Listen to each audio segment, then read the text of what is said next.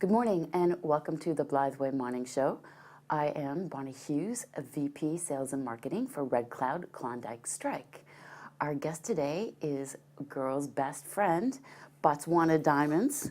Joining us today is James Campbell, CEO. Hello, James, and thank you very much for joining us and telling us all about what's going on with Botswana Diamonds. Thank you very much indeed for having me, Bonnie. Lovely to see you again. Yes, you too. So I understand you just put out some news recently that Vast Resources has acquired some prospecting license exclusive rights to the Marange fields. Do you want to tell us about that and how that is representative to Botswana Diamonds? Bonnie, I'd love to tell you about that. About 3 months ago, we announced that Vast Resources and ourselves, Botswana Diamonds, had signed a memorandum of understanding to develop Zimbabwe's diamond potential.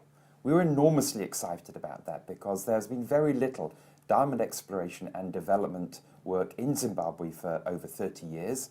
And Zimbabwe, sitting on the Campbell Craton, like Botswana and South Africa, made it a highly prospective destination. The award of the prospecting license to Vast Resources and Marange is very, very significant.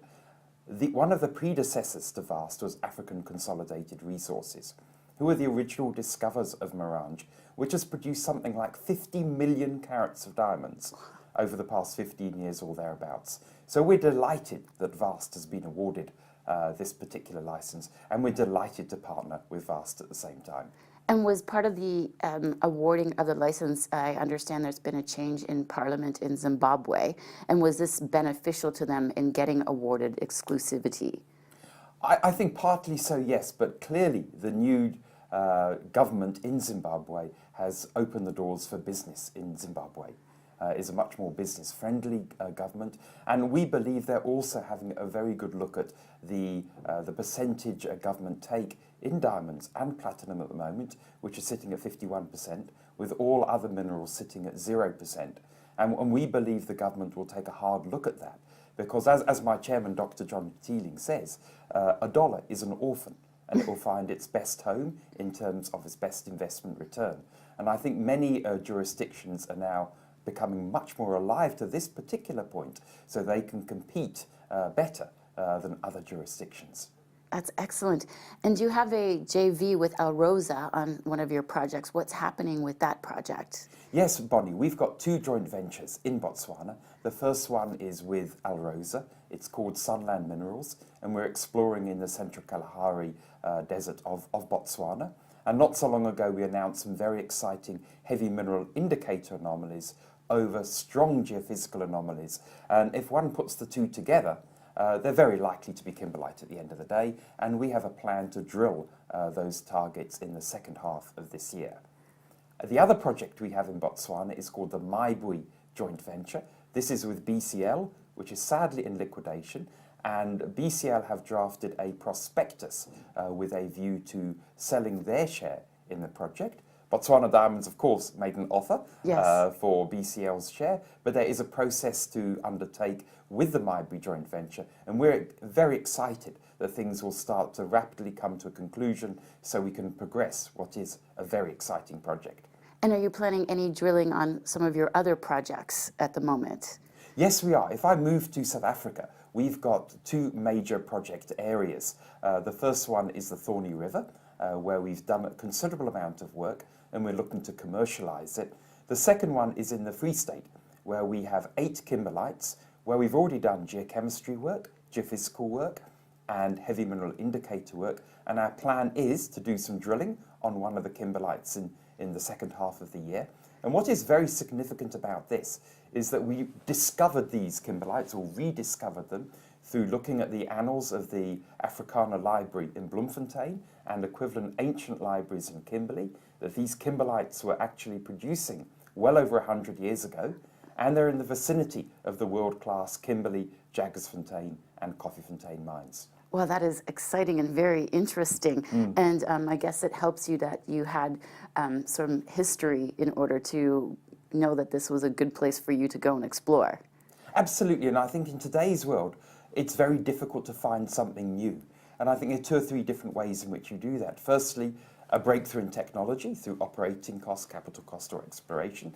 Secondly, having another look at a geological model, turning it upside down. And thirdly, looking in unusual places, like a library. And which of your projects do you think will be in production sooner? Bonnie, it's a very good question. One thing that Botswana Diamonds has, it has a portfolio of projects spanning Botswana and South Africa, and also we're planning to do that in Zimbabwe too, all the way from early stage exploration for greenfields, such as what we're doing in the Kalahari, all the way through to our most advanced project, which is Thorny River, which is still at deposit level, but just shy of an inferred resource level. And Thorny River in particular, we're looking at commercializing in the short term. Oh, that would be excellent because, of course, everybody likes production, cash flow, revenue, Yes. and all of those things. But also, too, they like to see when you do drilling, the results from, knowing that there's diamonds there can also be very beneficial to the share price when you're drilling. So you're going to be drilling on those two properties in the short term. That's correct, Bonnie. We're going to be drilling in the Central Kalahari, and we're going to be drilling in the Free State Campbellites in South Africa. And so that means that investors can expect some news flow on assay results? Absolutely. If we look at our short-term news flow between now and the end of the year, we'll be announcing results, drilling results on our Free State Kimberlite drilling. We'll be announcing results on our Sunland Minerals drilling in the Kalahari Desert. We also, number 3, we hope to announce the results of the draft prospectus and the process with which we're going to undertake with BCL on the Maibui project. And then additionally to that, we have done some work on our new project, Mooikloof, in South Africa, and we plan to announce petrography and heavy mineral results on that particular project. Botswana Diamonds typically has 1 or 2 RNSs every month, and the next 6 months are going to be no different. That's excellent. And are you still looking at other prospects and other projects? We certainly are, but our focus is very much on Southern Africa, on the Campbell Craton, which straddles South Africa, Botswana, Zimbabwe, and of course Lesotho and Swaziland. And we're always on the lookout for good quality projects, and as you will see by the nature of our business, we are always open to different forms of commercial arrangement. Like joint ventures, earn-ins, exactly. Well, you seem to have a lot on the go and a lot of very interesting prospects, and we look forward to hearing your drill results and hearing more about your earn-in agreements and joint ventures with your other partners. So thank you very much for joining us, and hope to see you again soon. Thank you very much indeed for having me, Bonnie, on the Mining Show, and I look forward to seeing you again.